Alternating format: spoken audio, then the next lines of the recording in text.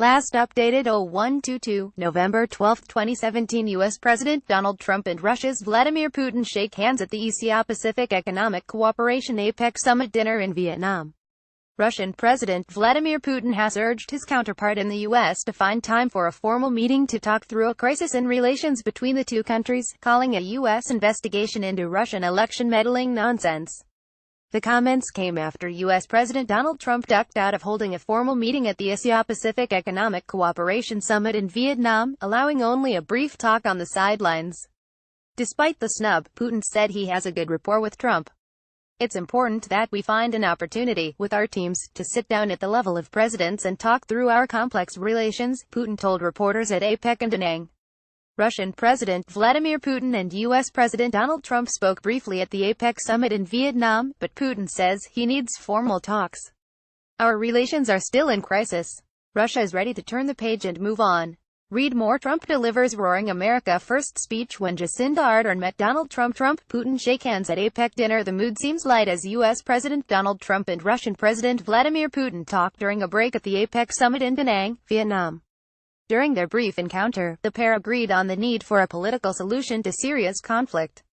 A joint statement from the U.S. and Russia called for a political solution to Syria's conflict and said they would continue joint efforts to fight Islamic State. Trump said it would save tremendous numbers of lives.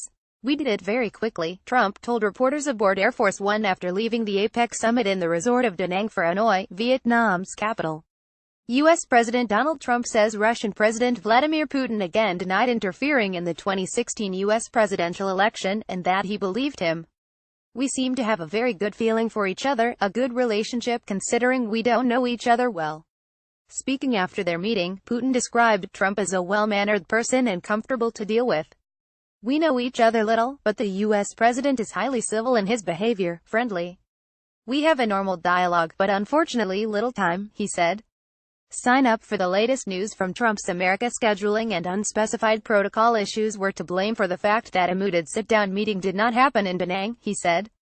Trump said they had 2 or 3 very short conversations.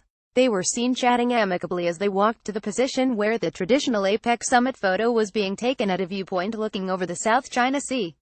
Pictures from the APEC meeting also showed Trump walking up to Putin as he sat at the summit table and patting him on the back.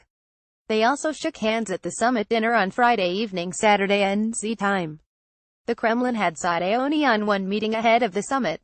Although the White House had said no official meeting was planned, it had also said it was possible they would bump into each other. Limited contact. After emphasizing last year on the campaign trail that it would be nice if the United States and Russia could work together on world problems, Trump has had limited contact with Putin since taking office. The sight of Trump sitting down with Putin in public also revives the issue of Russian meddling in last year's U.S. presidential election, which remains under investigation. Trump's former campaign manager, Paul Manafort, has been indicted in the probe along with his former deputy, Rick Gates. Trump said Putin had told him again that he hadn't meddled in the election. "I really believe that when he tells me that, he means it," Trump said of the accusations. "I think he's very insulted by it, which is not a good thing for our country.